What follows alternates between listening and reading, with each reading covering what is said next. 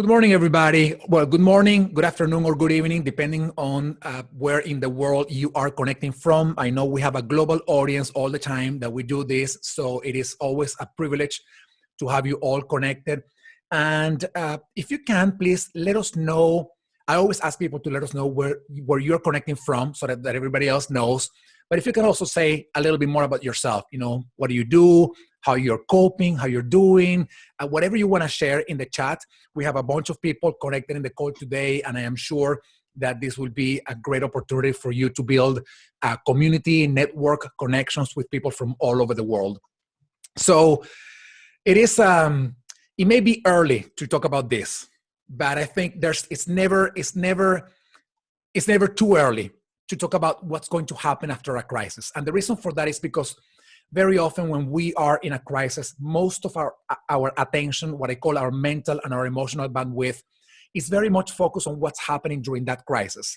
And little time do we take to think about what's going to happen after the crisis. And then after the crisis, we are all caught off guard again because we didn't really think about what was going to happen. So that's why I think part of the work that we're doing with Hacking HR is in two different avenues that are moving at two different speeds.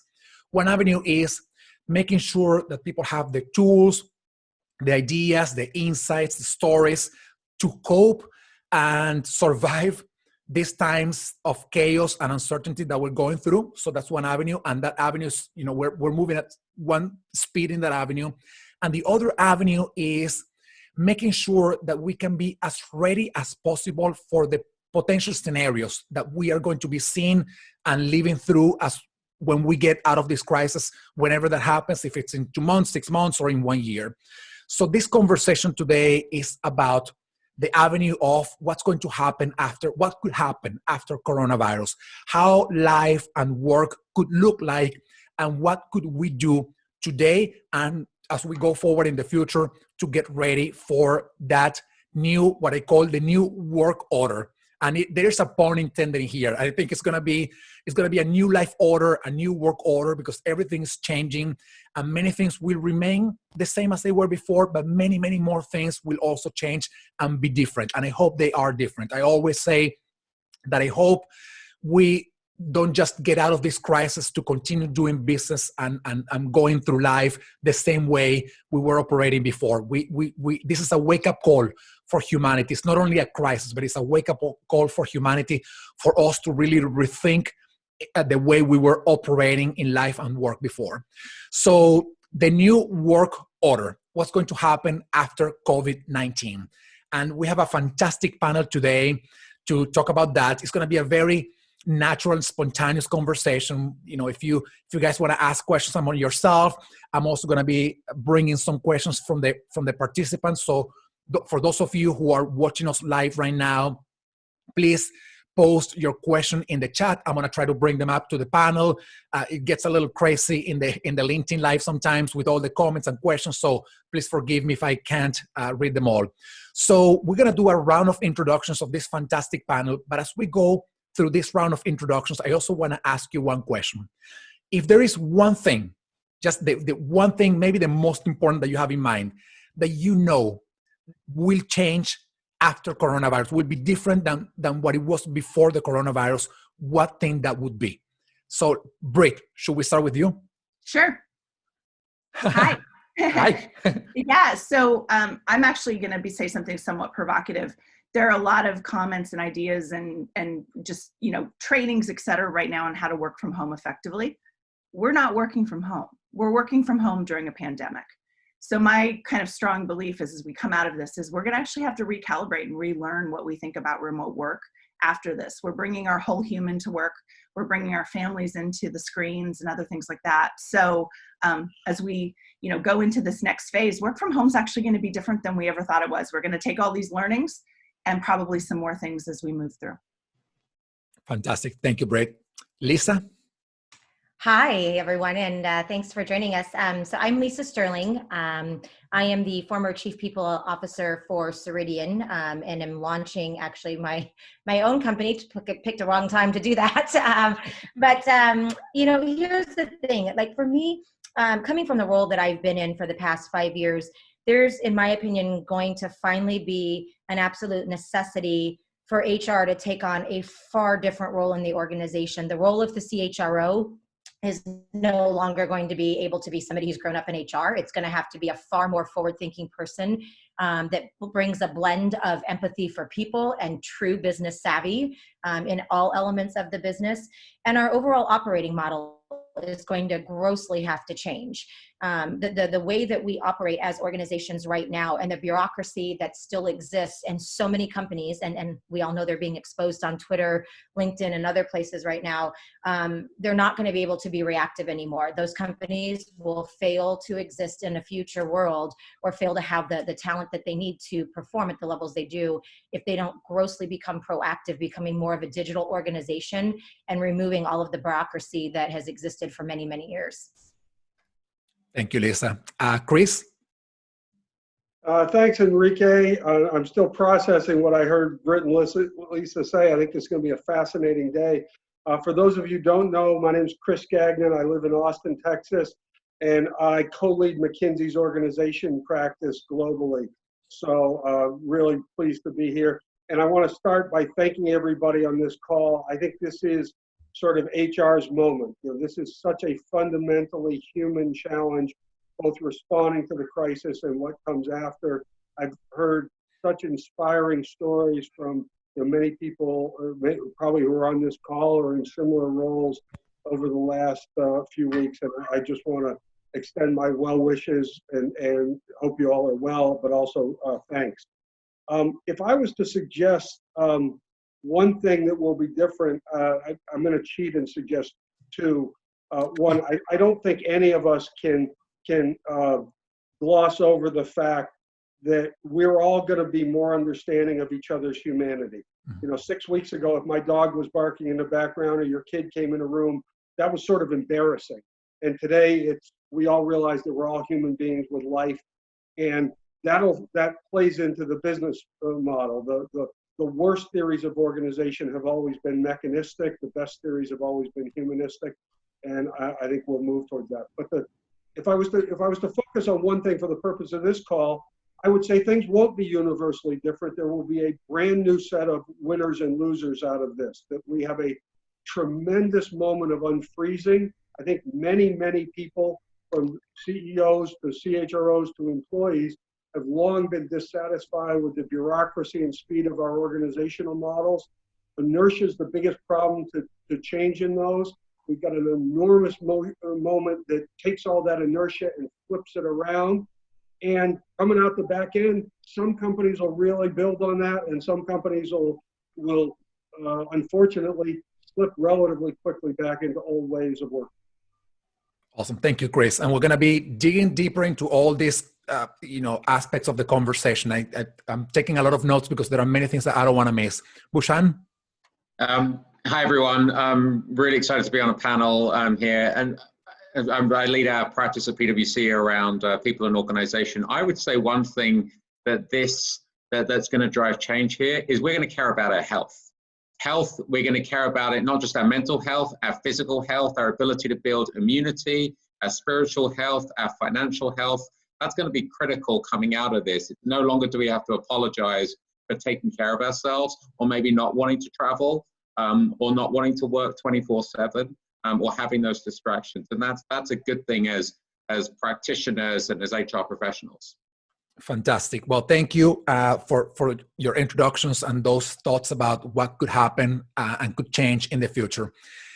Talking about this new reality of work, there are three things that I always mention in my conversations, and things that I think are changing as we were thrown into this new reality of work and life.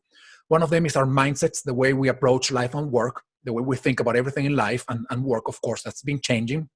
The other one hasn't been changing that fast, but it has to change as well, is infrastructure, meaning the processes and systems that we have in place to support this new reality. And the other one is technology, not only the tools, but also providing the right information and the right knowledge for people to be able to manage those tools effectively. But I want to go back to the very first one of those elements, which is mindset. And within mindset, one thing that I think you, Chris, talked about is this element of humanity, and I'm going to connect that with leadership. We're all going through some sort of suffering or pain in different levels. We're all going through disruption in our lives. And this, in my view, this is a great opportunity for leaders to come to their teams and say, I don't have all the answers. I don't know. And I need you guys. We're all in this together, and we're going to figure it out together. That probably wasn't that much the reality before, when leaders in this, very bureaucratic, hierarchical approach to organizations, they were like concentrating all information and, just making decisions without being that much of a human, if you will. So when we talk about mindset and leadership, how do you think leadership and the role of leaders will change going forward? And I want to add one more thing before turning it over to you. People have been talking about the role of the CEO, not as the chief executive officer now, but as the chief empathy officer, which already talks about the dramatic change in the role of the leader of the organization, not only in crisis, but in periods of calm and peace. So what do you think the role of leaders will be going forward once we are out of this crisis? Anybody? I'll jump in. All right. Oh, Everybody can see that this is a natural conversation, by the way. Just because we don't have a script. They need to take a second too. So we're processing. Yeah, exactly. So for everybody, there's no script here. Lisa, please. Okay, I was gonna say, Chris, go ahead, because you were the one that started talking about empathy and mindset, so I can pause. Cool. There's an old New Yorker cartoon that makes fun of people like us McKinsey folks that says, why don't we liven this conversation up and throw around some numbers? So having mentioned empathy and humanity, let me tell you throw out some facts. One of the things we do with lots of clients is measure their organizational health, to Enrique's point. And we just had the first cycle of measurements that have come back through the COVID crisis. And listen, it's too early to draw any huge conclusions, but I'll give you a couple. One is people are generally feeling stressed. We all know that. They're feeling more connected at work, which is fascinating. So they are seeing this engagement in humanity. But the measurements of organizational health, which is in our world isn't how people are feeling, but how well run the company is, aren't changing very much. And what I would suggest is that good leadership teams are tending to do really good, smart things, and lousy leadership teams are responding less well. And what's never been true is there is no bureaucratic, autocratic way to good health. There are several different, management philosophies that can work, but nobody's ever taken the top-down thing and made it really work at a high level for a long time. So, the ways, the leadership teams that had already had that ability to give some version of the speech Enrique started with are continuing to do that. They're evolving it. They're using it to get better through that time. Fantastic. Thank you, Chris. Lisa, you were going to add something? Yeah, I was just, as we think about, Britt brought up a really good point at the beginning of the conversation with her opening, that what we're doing right now, is truly not really working from home. We're just dealing with what we're dealing with. We also have to look at this on the other side, that while many of us, all of us sitting on this call do have the great fortune of working from home in whatever model that looks like, there's many organizations that have been just completely shut down. And as those start to reopen and people start to come back into the workforce, leaders are going to have a very substantial role in helping bring those people back into the work, helping them kind of bridge the fluidity between their work lives and their personal lives, because they have been at home, or they've been more focused on their family. There's going to be a huge opportunity there for leaders to lead with empathy. But from a business operation perspective, they're also going to have to really take some time to understand, what are the fixed costs in the business?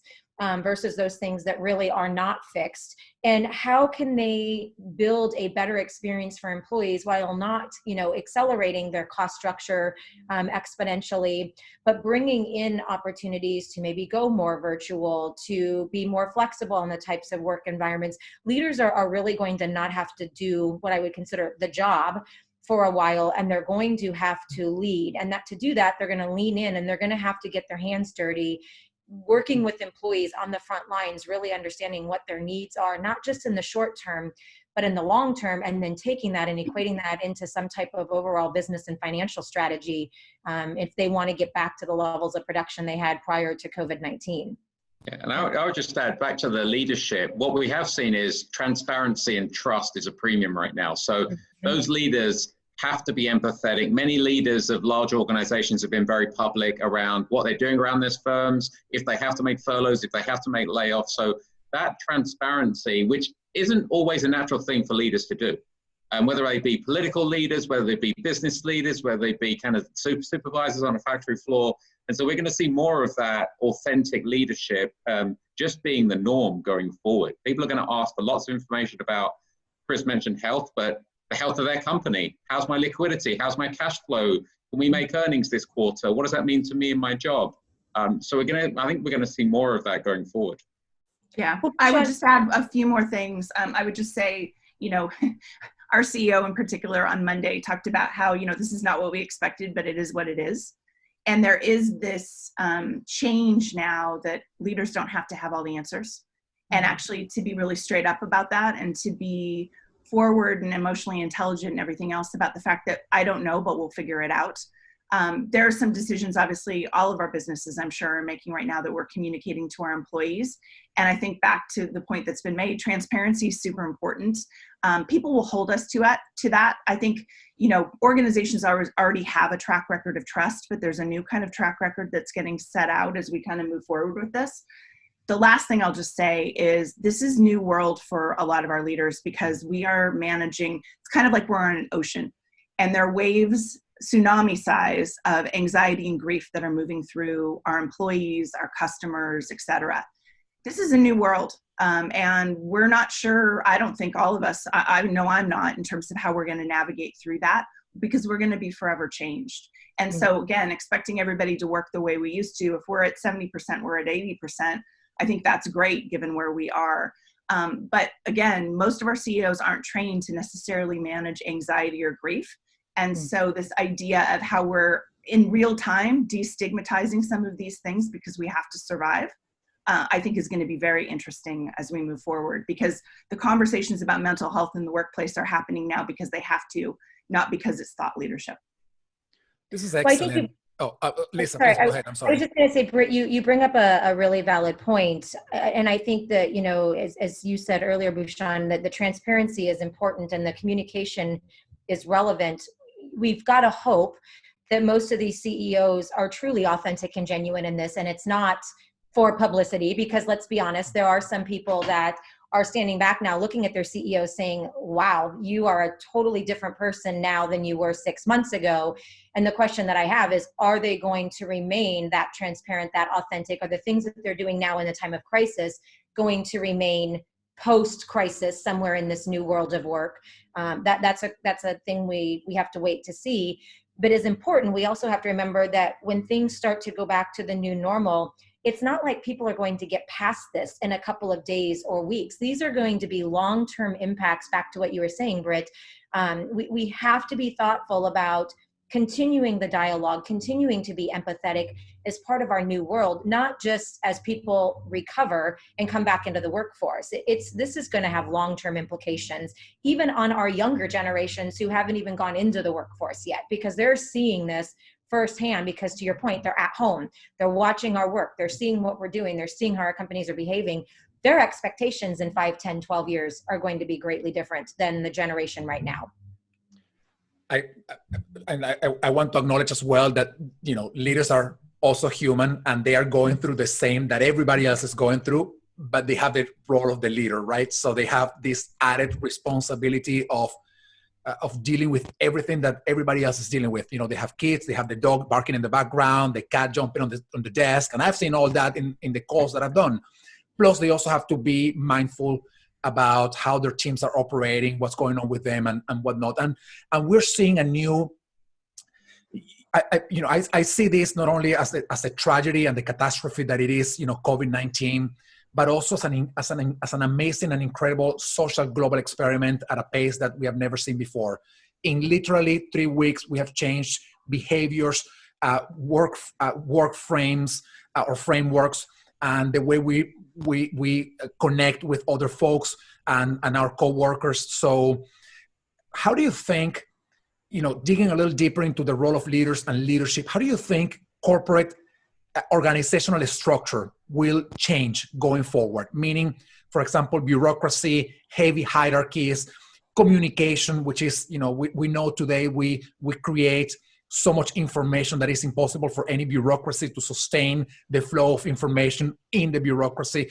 So how do you think the structure of organizations will change together with leadership? So I don't know if you want to take a couple of seconds to think about that, because we are off script, and I want to continue welcoming those who are connected online. Thank you all for connecting. Please let us know where you're connecting from. If you have any questions, there's a lot of comments, and I don't think I'm going to be able to catch up with all of them. So I'm going to try to, you know, sort of keep up with a couple and maybe bring them back to the panel. So once again, the question is, how do you think corporate structures are going to change during or after coronavirus?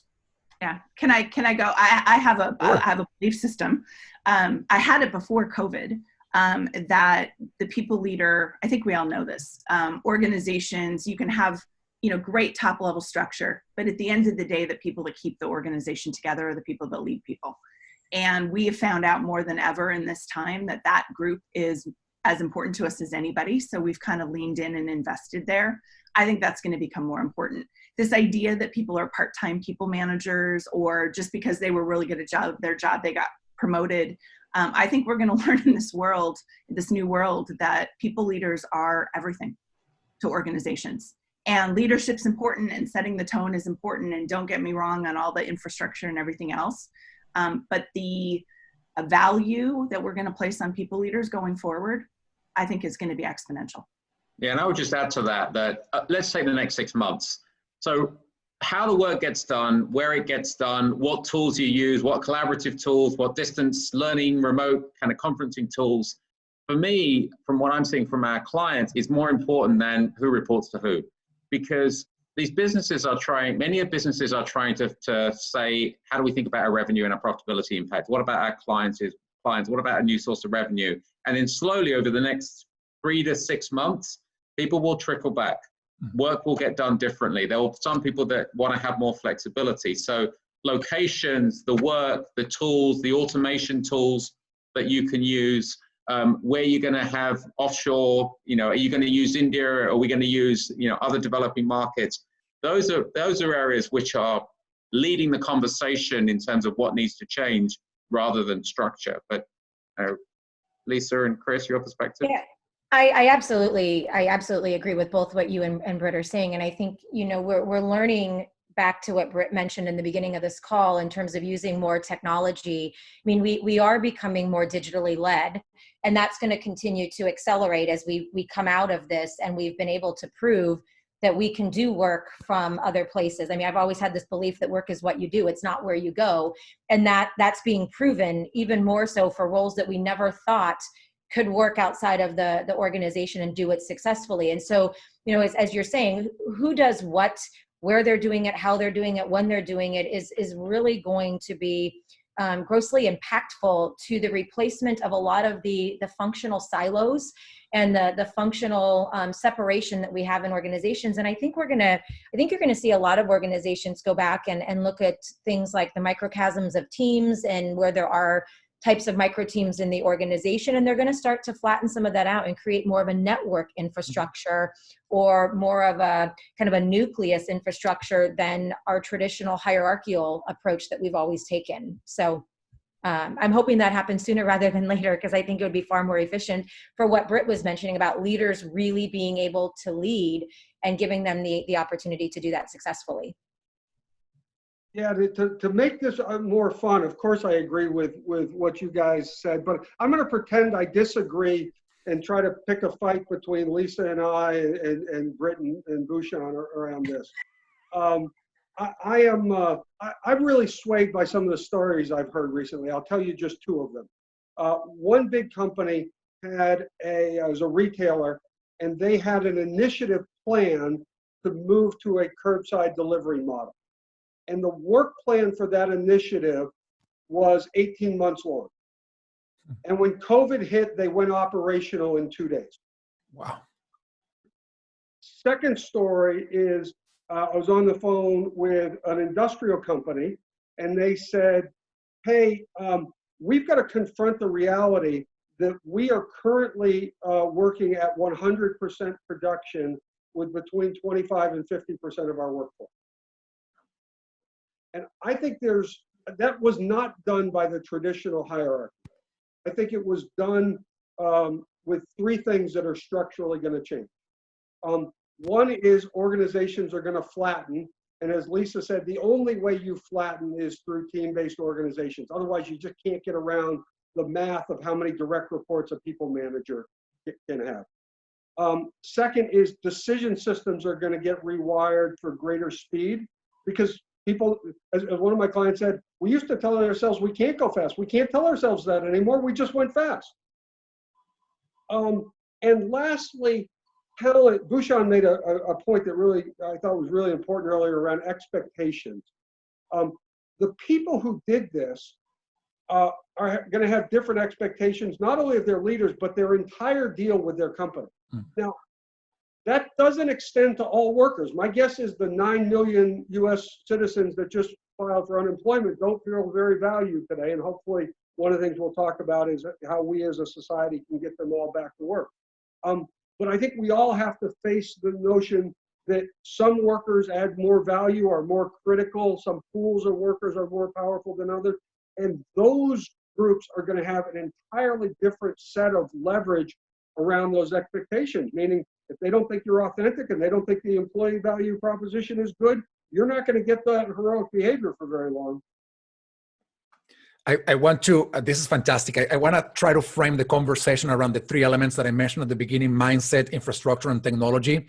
But I think mindset is taking over a lot of our conversation, and I want to dig a little deeper into that. But first, I want to say something. Bhushan and I were sending out emails to each other this morning saying, this thing, future of work, is like, next year is going to be like, it's old. The future of work that we have been talking about, meaning flatter structures, using technology better, and, building networks within an organization. That is happening right now. And it is happening, because a lot of organizations were thrown into this reality. And if they want to continue operating and being successful, they have to embrace things that were said many, many years ago. So a lot of the things that we're talking about are not necessarily new from the theory perspective, but they have been implemented pretty recently due to all that we're going through. But yesterday I had a conversation with Barry O'Reilly about unlearning behaviors and unlearning and changing. And we're going through an incredible period of unlearning, learning, and relearning at a pace and at a scale that we probably had never seen before in humanity. So if you could say maybe one or two things that you think we need to unlearn and let go in this new reality of work, not only now, but also going forward, and a couple of things that you think we need to either learn or relearn as humans in our personal lives, but also in our work lives, what those things would be. Things that you think we need to unlearn and things you think we need to relearn or learn. And in the meantime, I want to continue saying for everybody else, thank you so much in the chat. There's a lot of stuff going on in there, and I'm going to try to save the last 10 minutes of our dialogue to read some of your questions. I'm already reading some of them, but I'll make sure that I can address some of them back to the panel in the last 10 minutes. So things that you think we should be unlearning during and after the crisis, and things you think we should learn or relearn during and after the crisis. Anybody? So I'll start. I think we all need to learn how to pull a bunch of different experts together around a topic. So what have we learned here? Medical experts, political experts, whether we like it or not, people who understand fiscal, people who understand balance sheets, people who understand people and how to protect them and mental well-being. Those people you need to run any business or run any government or any small business. So I think we've kind of learned that we can't rely on, it's not all about health experts and it's not all about economists. It's about how you pull that expertise together. I think we've all got more savvy on health. Those of us who were less savvy on finance probably got much more savvy on liquidity and cash flows and balance sheets. And I knew not that much about government policy, but now I'm a semi-expert on reading all these policy bills. And so I think there's a lot that we're all kind of going through a learning process around. I'll throw the ball to one of my colleagues. I'll take it, I guess. I would say work hours. Obviously, I think everybody knows that the flexibility, we're realizing, I think there was a stigma in some ways when you were working from home. Maybe you were doing your laundry or goofing off or doing other things. And I think we're realizing that the flow of work hours is going to be really, really different, especially for, technology and other companies that are, not going to have to be in the office that can do it this way. And I would also say that we just can't assume anything. For example, we thought a lot about, we have a summer internship program. Oh, well, we can't do that because it's, we're not in the office. What are we going to do? We've created a virtual internship program, and partly because those kids are depending on us to come and have experiences. It might help them graduate. It might do all those things. So I think that we're just having to realize that everything we thought it was supposed to be in a certain box, how do you break the box? I think that's a great point, Britt. And as we think about this, I love that you're already starting to overhaul some of your programs to do it, instead of not doing it in new ways. And I think that's going to be incredibly critical to organizations as a whole, specifically for the CHRO, because in many instances, that individual is kind of the owner of the employee experience, the workplace experience, et cetera. But we've really exposed, I think, a lot of vulnerability within our processes and our practices, and exposed areas where we just have significant inefficiencies in terms of the way things work and workflows, et cetera. And so for me, I'm hoping that as HR leaders and business leaders, we start to unlearn some of those things and we start to learn more efficient ways of doing them, to look at building a better infrastructure. Because back to your point, Bhushan, it's taken a lot of really smart people and experts to get together and understand at critical mass where there are risks, where there are dependencies. We need to be thinking about that more frequently within our own business infrastructure. But I think we've just learned along the way that we address those things when we find that they're broken. Well, let's not wait to fix something till it's broken. Let's start breaking it now on a continuum and figure out better ways, because our employees get a better experience, our customers get a better experience, and our shareholders and investors get a better experience when we're more proactive. Yeah, I just building on that, I cheat a little bit and say we're all relearning how to learn. I wish I could get a show of hands here, but I wonder how many HR leaders a year ago were getting asked the question about the return on their investment of their capability building. And my guess is you're getting less of those questions today. If I was to point out two that we've seen be enormously valuable with our clients, I'll go from the mundane to the extreme. The mundane is learning to run better meetings. Meeting hygiene in the world has gotten awful, and we spend so much time in meetings. If you're going to fix things, that's a pretty decent place to start. At the other end of the spectrum is Lisa's point about learning to innovate. And just a weird data point I'm not sure what to make of, but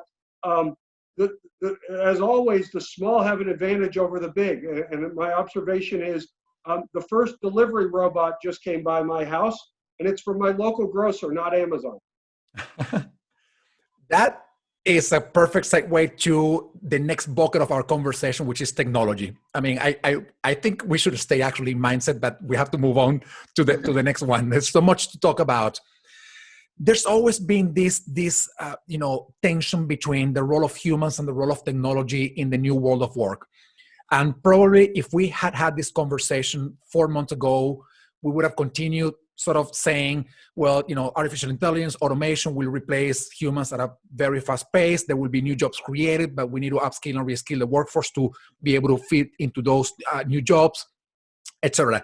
But right now, we are thrown into a reality where people continue to work, but we are leveraging on technology, I think, like never before. And like the Zoom calls is one example of them, or any other video conference tool that people are using. So this tension between technology and humans that seems to be blending a little bit more now because we're all working online. What do you think going forward will be the role of technology, if will be any different at all than what we thought it was going to be 3 months or 2 months ago before coronavirus? The role of technology and humans in the workplace going forward. Off scripted, everything here. Yeah. So I'm happy to start and throw some stuff out there for you guys to disagree with. So before this, we would always talk about the roles that technology can do in a manufacturing plant or wherever, that technology can do better than humans should be done. And kind of humans should be doing those things that require empathy, require kind of face-to-face interaction, etc. Still relevant, but there's certain businesses that we don't know if they'll come back in their same form. Will people go to shopping malls? Will retail outlets that require foot traffic go there? Will people travel in such masses for business or pleasure? What's going to happen to the airline industry? What's going to happen to hospitality? Is hospitality going to be done in a different way? So there's some thoughts there around kind of the roles that humans that can play are impacted by their business. But I think what we'll also see is those businesses that need to hedge against health outcomes, if there's a massive pandemic with a workforce that is heavily manual in a factory, they're going to double down on investments in technology. Mm-hmm. Now, what we need to watch, whether those are in the US or outside, is the impact on massive unemployment, and can you reskill people to be employed in other sectors? But we're still going to see investments in technology almost as a hedge against some of the health pandemics. The only other thing I would add is discretionary technology, like a lot of companies that are implementing cloud-based technologies, those business cases are going to be harder to justify. There's going to be less investments going around. We do a CFO survey every couple of weeks around COVID. In the last CFO survey, 67% of them said they're deferring discretionary investments. Mm-hmm. Digital transformations will be harder to justify unless you can demonstrate you're improving the workforce productivity. So I think it's going to be a tale of two cities, and it's going to be different in different sectors. And I'll just add, I would just add, look, I acknowledge my bias. I'm in a telehealth concierge service, but I am, of all the things, there are roses and thorns as we go through this. But for our particular business and for other businesses like Teladoc and others, we're transforming healthcare. All of these conversations that would never happen between you and your doctor people were resistant to doing it. Now they're doing it. And I think people are realizing that it's actually a comfortable way to do this. It's working through in different ways. So I just think the ability of technology to help people better manage their health as we come out of this is going to be amazing. It can't just be technology. It also has to be human touch. We're thinking, for example, we're in the process of just finalizing, how do we do some mental health support? We've got behavioral health support that we're doing, through a telehealth group. We've got another group that's helping us get to people if they've got COVID or they fear they've got COVID, they can have a consultation and they can get to a drive-through testing center. All of this is going to accelerate. And at someday, I hope that we'll have, swab and send, where people can actually, do the testing at their house and send it off. We're going to have to do this because things like COVID are not going away. And your healthcare is going to start to happen as a community, not just a one-on-one patient relationship. And I think it's going to be very, very interesting to watch. Well, and Britt, I would say in the role that I serve and you serve in, I know my focus on investment now would be on more technology, actually. I'm not going to take the pedal off my spend on technology. I'm going to change which pedal I'm pushing. And what I mean by that is things like telehealth. Organizations right now have an opportunity to significantly change the way their employees get access to health, especially as our work environments change. And digital health and telehealth is going to become far more prominent, I believe, in the next 6, 12, 18 months than going to a doctor. Whether COVID is gone or minimized or whatever, people are seeing, again, like working from home, that telehealth works. You can get sometimes even better care without having to leave your office. And so as a CHRO, I'm gonna leverage that type of technology far more than I ever did before, because I've got a proof case and a user case right now that shows it makes impact. And so, not to disagree, Bhushan, with you that we won't invest in technology. I, as a CHRO, wouldn't stop investing. I'd invest more, but I would change where that investment is. And I would look at ways to also kind of remove some of the tactical things that we do as organizations and implement more technology there, so that the human elements can be more on the things where you need the empathy, the compassion, the engagement to drive the long-term outcomes. So Britt, please keep investing, because there are companies out there that we want to be able to move to that model where we give our employees a different option through technology versus coming back from it. Well, I'd be happy to talk to you all about accolades. So we will absolutely talk. We appreciate what Can I you're add doing. one more thing, Lisa, because I think it is consistent with, it's food for thought for everybody.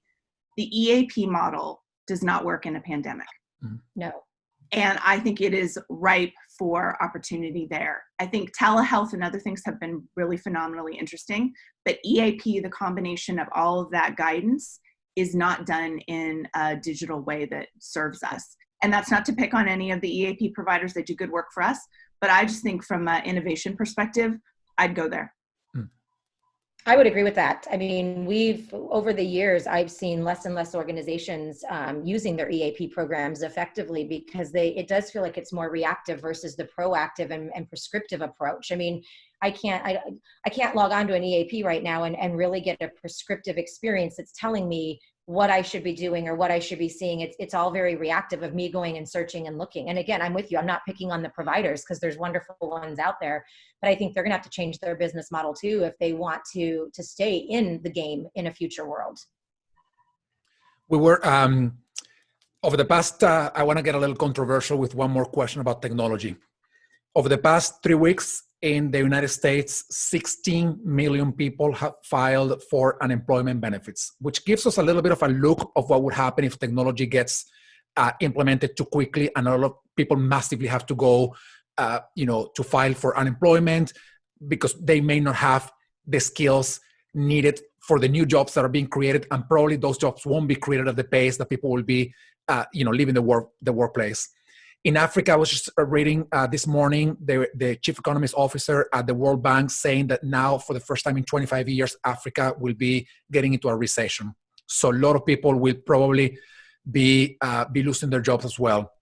Do you think this is a preview of what could happen if we have sort of unfair technology without any government oversight, in the sense of companies massively replacing people with technology? Do you think this is going to give us a little preview of that?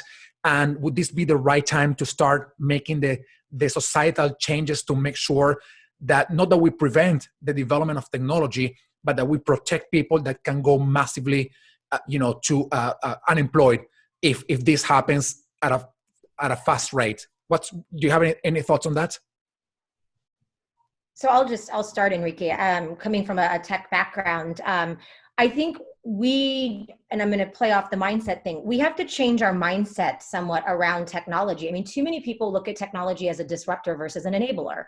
And I think, coming from the HCM space, I've watched organizations that have created technology that truly have created exceptional experiences for people and for business performance. And now's the time, in my opinion, to accelerate that. I mean, I saw yesterday, my previous employer launched their new wallet capability that allows people to get paid every single day for their earned wages minus taxations and things like that.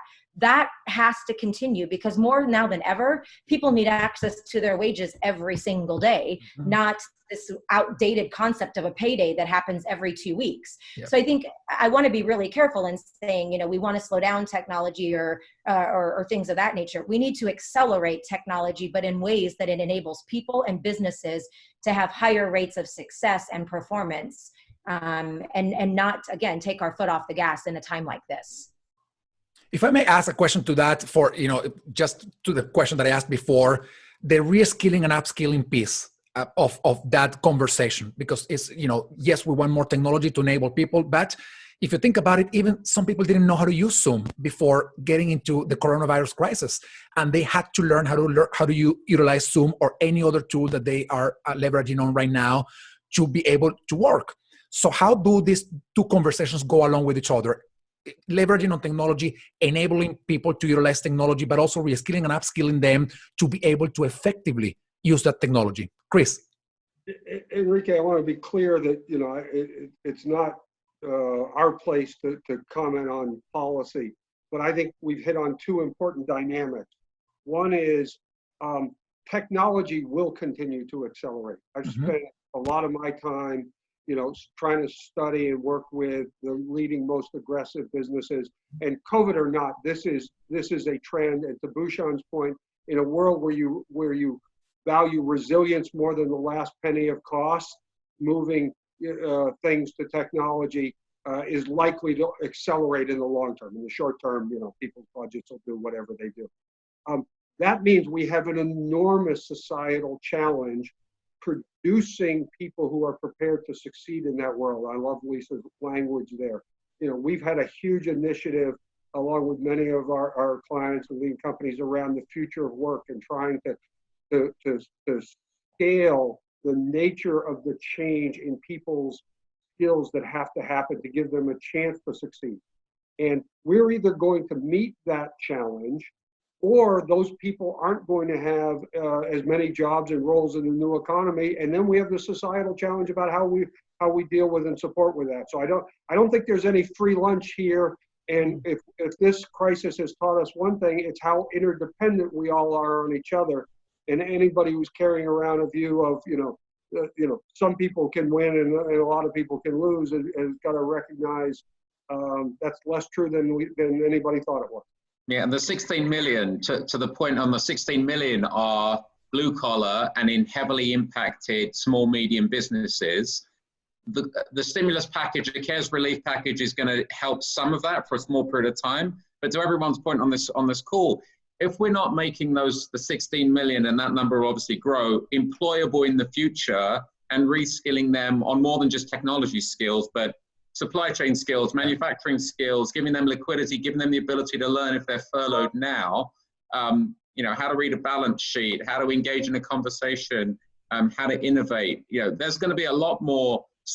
This country relies and the world relies on small, medium enterprises as the lifeblood of the growth. And that's, I think, what we need to be pivoting, both kind of the education, the employment, and the liquidity for some of those businesses to either keep running or take care of their people. I think it's less around technology, more on the skills. I would say one thing though, I do believe, and I don't know how we sort this, and this is more of a maybe political policy kind of decision, but internet should be a utility for people. As we found out, we moved about 1,256 employees offsite.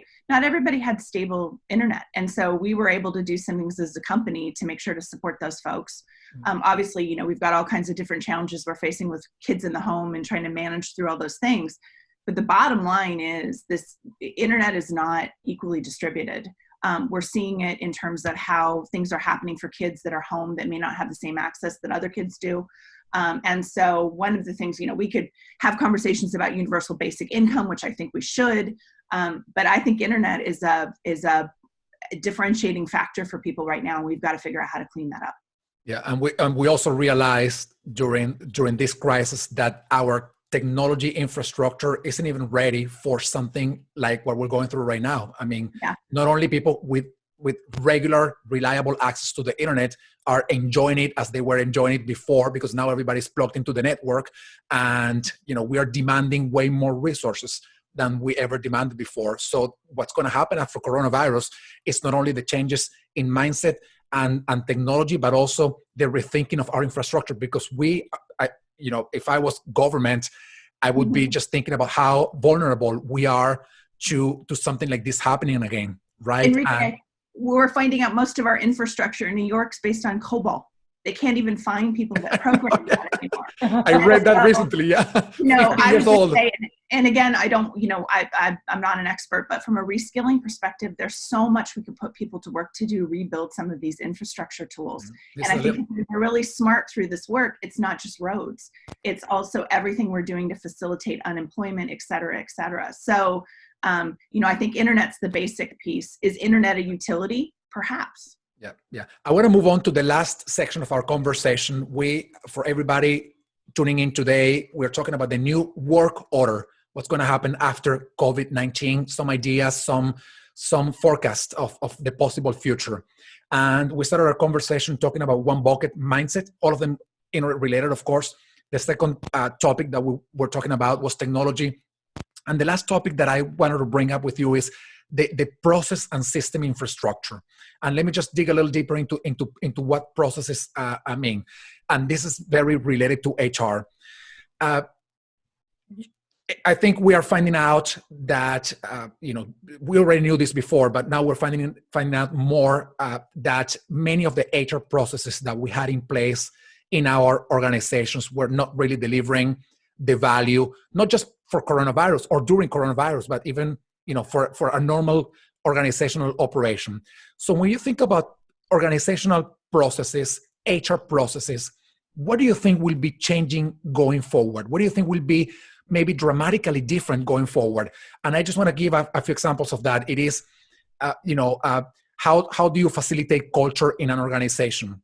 Especially now that you have to have a hybrid approach to workforce, meaning people who are gig workers, people who are working remotely, and people who come to work in the office because they either have to or they like it. So that's perhaps one example. But how do you think the infrastructure in terms of processes will be changing for organizations going forward?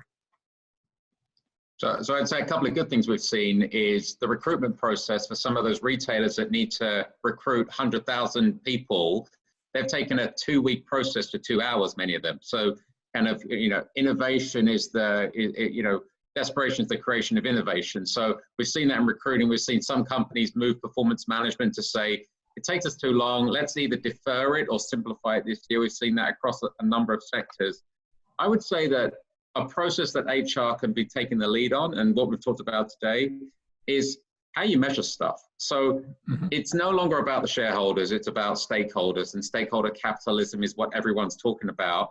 Will we change the way we measure? Will we trade profit for people? Will we take our quarterly earnings statements and actually still talk about what are we doing for our customers and our people and the employability and the communities that we're in, not just return on equity or not just premium or profitability. So having HR at the table to say, how do we pay people? How do we reward them? But starting the conversation with, how do we measure stuff and how do we live our purpose? I think that may be a one that we will watch over the next 12 months.